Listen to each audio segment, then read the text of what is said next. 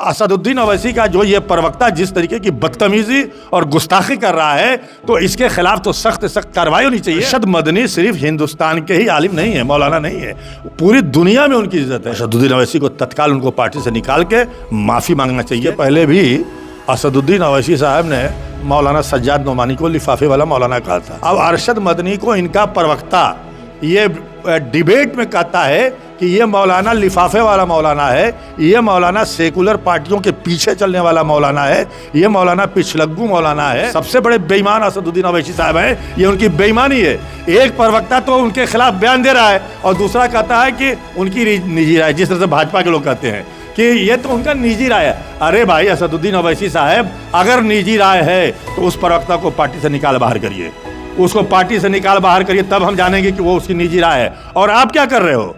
आप किस गहरे नींद में, कुंभकर्ण की नींद में सोए हुए हो? असदुद्दीन ओवैसी के पाठशाला में जैसे आरएसएस के पाठशाला में नफरत भरी बातें सिखाई जाती हैं, उसी तरीके से असदुद्दीन ओवैसी के पाठशाला में भी इस तरीके की बातें सिखाई जाती हैं। आप इसका खंडन करिए कि मैं इसका जो है पुरजोर मुखालिफत करता हूं, और ऐसे प्रवक्ता जिन्होंने हमको बयान दिया है इस तरीके की हमारे उलमाए किराम के खिलाफ जो है बदकलामी बदतमीजी की है, उनको हम पार्टी से निकालते हैं। मुस्लिम पर्सनल लॉ बोर्ड से असदुद्दीन ओवैसी को बाहर कर देना चाहिए। वो असदुद्दीन ओवैसी के इशारे पे वो बोल रहा है। हाँ, वो उनके इशारे पे बोल रहा है। देखता है कि जब हमारा मुखिया नोमानी साहब के खिलाफ बोल सकता है, महमूद मदनी के खिलाफ बोल सकता है, किसी के खिलाफ बोल सकता है, सबको जो है दरी बिछाने वाला कह सकता है, तो जब उनका मुखिया इस तरीके की बात करता है तो उनके पार्टी के लोग इस तरीके की बात नहीं करेंगे।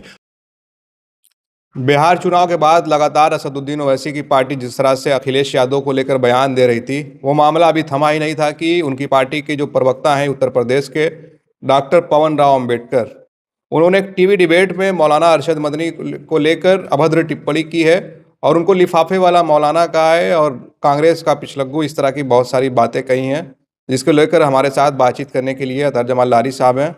उनसे हम जानेंगे कि असदुद्दीन ओवैसी की पार्टी जिस तरह लगातार कई सारे ऐसे मामले देखने को मिले हैं, उलमा की जो तौहीन बताई जा रही है, जो मुस्लिम समाज उसका कहना है, इनकी पार्टी के लोग खुद असदुद्दीन ओवैसी इसके पहले महाराष्ट्र इलेक्शन को लेकर उनका बयान आया था और उन्होंने भी कहा था लिफाफे वाले मौलाना सज्जाद नोमानी जो हिंदुस्तान की एक बड़ी शख्सियत है, मौलाना अरशद मदनी भी हिंदुस्तान की बड़ी शख्सियत हैं जो मुसलमानों के बीच बहुत जाने पहचाने जानते हैं। बहुत बहुत स्वागत है आपका। आपका भी स्वागत है, आपके चैनल के दर्शकों का भी स्वागत है और आपके चैनल का भी स्वागत है। आपने भी वो बयान सुना होगा, जब आपने बयान सुना तो क्या लगा, किस वजह से इस तरह का बयान दिया गया है? उन्होंने जिस तरह का ममदानी को लेकर कहा कि हिंदुस्तान के कुछ मुसलमान सोचते हैं कि ममदानी उनको यहाँ सब्सिडी देगा, तमाम चीज़ें देगा।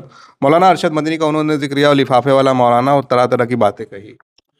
देखिए, ये जो इनका प्रवक्ता है, क्या नाम बताया आपने? पवन राव अंबेडकर, ये मनुवादी सोच का है। इसको अभी असदुद्दीन ओवैसी के सामने जो है, ये लखनऊ में जो है MIM मजलिस इत्तेहादुल मुस्लिमीन का मेंबर बना और उन्होंने इसको राष्ट्रीय प्रवक्ता बनाया। और ये तो हमें लग रहा है कि पूरी तरीके से RSS का आदमी है।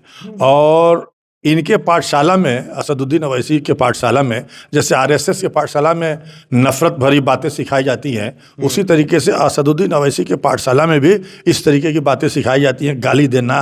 देखिए, अभी हम कुछ असदुद्दीन ओवैसी के खिलाफ हमने उनके जो सही बात थी हमने रखा, तो हमको माँ बहन की मतलब इतनी ऐसी ऐसी गालियाँ दी गई और हमारे पास नाम भी है, स्क्रीन शॉट भी है उन गालियों का, जिन गालियों को हिंदुस्तान में वो गाली कोई किसी को देता नहीं होगा। और असदुद्दीन ओवैसी के लोग जो सीने पर पतंग लगाए हुए हैं और अपने समर्थक, अपने को नेता कहते हैं, वो गाली देते हैं। तो इन लोगों के दिमाग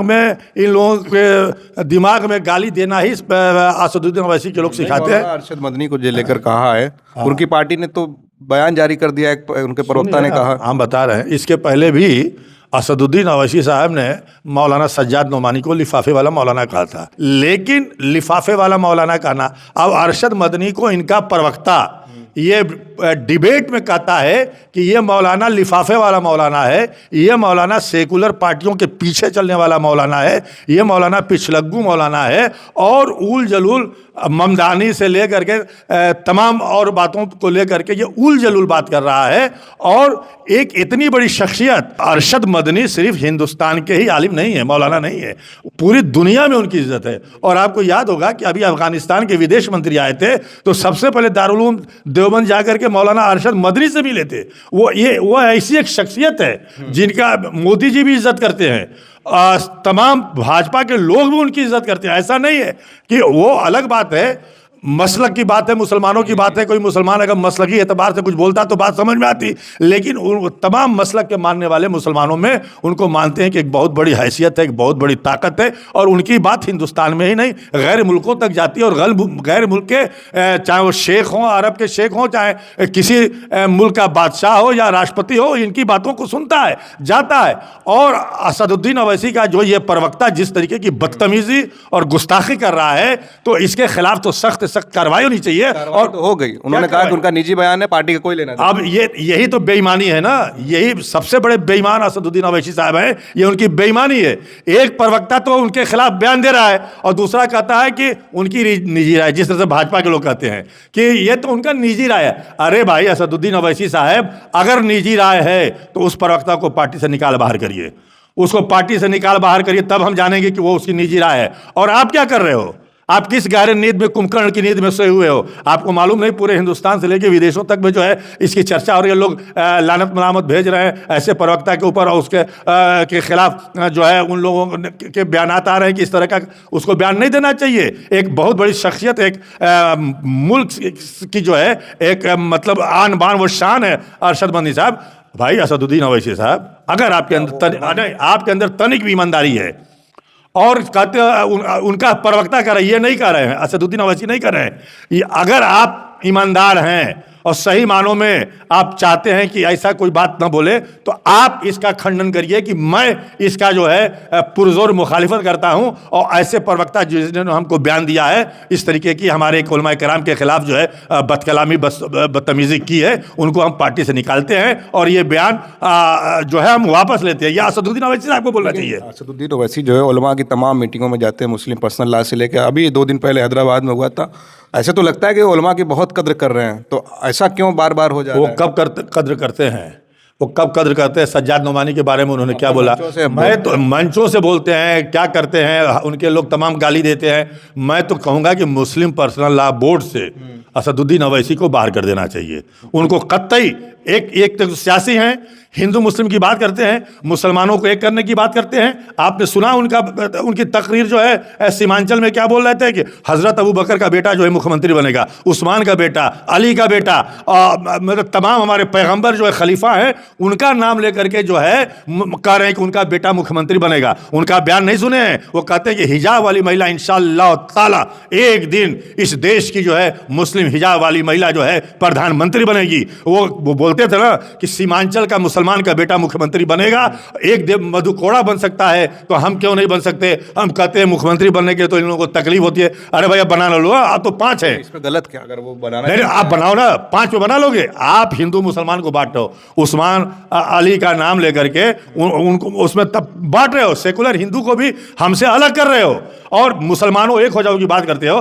ठीक है, मुसलमान को एक कर लीजिए आप, 15% इस देश में मुसलमान हैं, आप एक्शन का रिएक्शन होता है। मुसलमान अगर एक मंच पे एक जगह इकट्ठा हो जाएगा, मुस्लिम लीग की तरह से जिस तरीके से जिन्ना ने कहा था कि मुसलमानों एक हो जाओ, और हर मुस्लिम लीडर जो दूसरी पार्टियों में थे तो वो उनको बर्दाश्त नहीं होता था। वो चाहते थे कि अबुल कलाम आज़ाद से लेकर रफ़ी अहमद किदवई तक हमारे मुस्लिम लीग में रहें, लेकिन रफ़ी अहमद किदवई से लेकर के मौलाना अबुल कलाम आज़ाद, ये जो है सेकुलर लीडर थे, वो किसी एक जात मजहब और मुसलमानों के लीडर नहीं थे, बल्कि सबके लीडर थे। और उन्होंने ये जो है जवाहरलाल नेहरू भी न हिंदू लीडर थे न मुस्लिम लीडर थे, वो सबके लीडर थे। लेकिन गोलवलकर उस वक्त जो हिंदू महासभा जिन लोगों ने आरएसएस बनाया था, वो कहता था कि मैं हिंदुओं का लीडर हूं, और जिन्ना कहते थे कि मैं मुस्लिम लीग का लीडर हूं और मुसलमानों को एक तरफ आ जाना चाहिए। अब बार बार जो है जिन्ना से, गोलवलकर से आप उनकी जो है तुलना करते हैं, आप मौलाना अबुल कलाम आज़ाद से क्यों नहीं तुलना करते उनकी?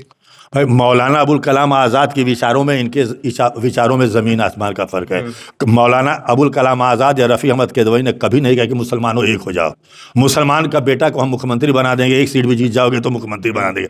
मौलाना आज़ाद ने कहा कि अय मुसलमानों, हम लोग हमारे बाप दादा अजदा ने जो उनकी बात को मानी, और उन्होंने कहा कि अपनी मस्जिदों को छोड़ के कहाँ जा रहे हो, खानकाहों और मज़ारों को छोड़ के कहाँ जा रहे हो, अपने मदरसों को छोड़ के कहाँ जा रहे हो। और उन्होंने कहा, यह भी कहा था कि जो मुसलमान वहाँ जा रहा है वहाँ परेशान होगा, और पाकिस्तान में जो यहाँ के मुसलमान गए वहाँ महाजिर कहलाए, और महाजिरों का कितना कत्लेआम हुआ है, और आज भी महाजिर मारे जा रहे हैं। महाजिरों की वहाँ कोई इज्जत नहीं है, उनको कोई सीट नहीं दी जाती। तो मौलाना अबुल कलाम आज़ाद एक बहुत बड़ी शख्सियत और ताकत थी, वो सबको लेकर के चलना चाहते थे। जिस तरीके से सरदार पटेल ने कहा था, सरदार पटेल ने सबसे पहले आरएसएस से पाबंदी लगाई थी, और सरदार पटेल ने कहा था कि जो लोग हिंदू राष्ट्र की मांग कर रहे हैं वो पागल हो गए हैं, वो पागलपन के शिकार हो गए हैं। गोलवरकर और सावरकर के बारे में उन्होंने कहा था, और उन्होंने आरएसएस पे पाबंदी लगाई थी। लेकिन मुसलमानों के बीच में भी जो है इनके सरदार पटेल के बारे में एक गलतफहमी पैदा की गई, शिवाजी के बारे में भी एक गलतफहमी पैदा की गई। ये कहा गया कि शिवाजी मुसलमानों का बहुत बड़ा दुश्मन था, जबकि शिवाजी की फौज के सिपहसालार मुसलमान थे। आप ये कहते हो कि हम मुसलमानों का मुद्दा उठाते हैं, मुसलमानों की ओर से जीतते हो, तो कौन सा एहसान करते हो, कौन सा एहसान करते हो? मैं पूछना चाहता हूं। हर लोग हर मुद्दे को उठाने का काम करते हैं। चाहे बाबरी मस्जिद को कब आप देखने आए थे? सैयद शहाबुद्दीन के साथ मैं गया था बाबरी मस्जिद को देखने के लिए। आप गए थे? आप गए थे संभल में, 5 लड़के मार दिए गए, आप गए थे देखने के लिए? कहीं भी जो है दंगे फसाद हुए? आप जाते हैं कहीं पे? हम बनारस में जितने भी दंगे और फसाद हुए होंगे, मैं अकेले, आप पूछ लीजिएगा, मैं बनारस में हर दंगे और फसाद में मैं गया हूं। मेरा घर तोड़ा गया, मेरे भाई को बंद किया गया। हमने जितनी लड़ाई लड़ी है पीएससी को तोड़ने की मांग को लेकर के, एंटी राइट फोर्स बनाने की मांग को लेकर के, असदुद्दीन अवैसी को, उस लड़ाई को लड़ने का हम लोगों ने काम किया। एक आखिरी सवाल मैं लूंगा कि जिस तरह से ये बयान दिया गया है उनके खिलाफ अरशद मदनी की, दूसरी तरफ ये लगातार उत्तर प्रदेश में जब चुनाव आ रहा है 2027 में, उसको लेकर पूरी भूमिका बनाए हुए कि हम जो ज़्यादा सीटों पर लड़ेंगे, तो अब इस बयान के बाद जो है उत्तर प्रदेश के मुसलमानों का क्या रुख होगा? देखिए, उत्तर प्रदेश का मुसलमान पढ़ा लिखा है, वो सब चीज समझ रहा है, 2 बार इनको भगा चुका है। बयान से क्या बदला? सुनिए, मुसलमानों के अंदर बहुत रिएक्शन है कि असदुद्दीन अवैसी के आदमी इस तरीके की बदतमीजी की बात कर रहे हैं एक आलिम दीन के बारे में। और आलिम दीन पूरे हिंदुस्तान नहीं, पूरे दुनिया के लोग जिसके मानने वाले हों, जिसके करोड़ों में फॉलोअर्स हों, जिसके करोड़ों में फॉलोअर्स हों। एक्शन लेना चाहिए माइयम या असदुद्दीन अवैसी को? अभी असदुद्दीन अवैसी को तत्काल उनको पार्टी से निकाल के माफ़ी मांगना चाहिए कि हमारे प्रवक्ता ने जो जिस तरीके की बातें कही हैं, हम उसके लिए माफ़ी मांगते हैं, हम शर्मिंदा हैं, और उनको पार्टी से निकालने का उनको जो है फरमान जारी करना चाहिए, और तत्काल उनको पार्टी से निकाल दिया जाना चाहिए। तब तो हम समझेंगे कि असदुद्दीन अवैसी ईमानदार है। लेकिन वो असदुद्दीन अवैसी के इशारे पे वो बोल रहा है। अच्छा। हाँ, वो उनके इशारे पे बोल रहा है। देखता है कि जब हमारा मुखिया नुमानी साहब के खिलाफ बोल सकता है, महमूद मंत्री के खिलाफ बोल सकता है, किसी के खिलाफ बोल सकता है, सबको जो है दरी बिछाने वाला कह सकता है, कहता वो जो सेकुलर जो मुसलमान पार्टियों में हैं, तो उनके खिलाफ कितना जहर उगलते हैं असदुद्दीन अवैसी। सेकुलर पार्टियों में जो मुसलमान हैं, फिरौन और नमरूद कहते हैं, उनको जो है कुत्ता कहते हैं, ये सब दरी बिछाने वाले हैं। तो जब उनका मुखिया इस तरीके की बात करता है, तो उनके पार्टी के लोग इस तरीके की बात नहीं करेंगे। तो इस तरीके की बात उनके इशारे पे, उनके कहने पे ये बातें हो रही हैं, नहीं तो ऐसी बातें नहीं होती। चलिए, बहुत बहुत शुक्रिया हमसे बातचीत करने के लिए। हम बात करते हैं धरजमाल लारी साहब से, और अरशद मदनी पर जिस तरह की उनके प्रवक्ता ने टिप्पणी की है, उनको लेकर लिफाफे वाला मुसलमान कहा है।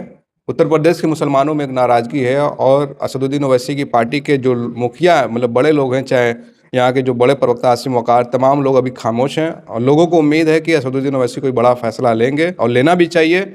और इन्होंने जैसा कि कहा कि उनको पार्टी से निकालना चाहिए, वरना यह समझा जाएगा कि उनके इशारे पर बोल रहे हैं। आप क्या सोचते हैं? अपनी राय ज़रूर कमेंट करें। आप देख रहे थे खोज खबरिया। बनारस से मैं उबैद, बहुत बहुत शुक्रिया।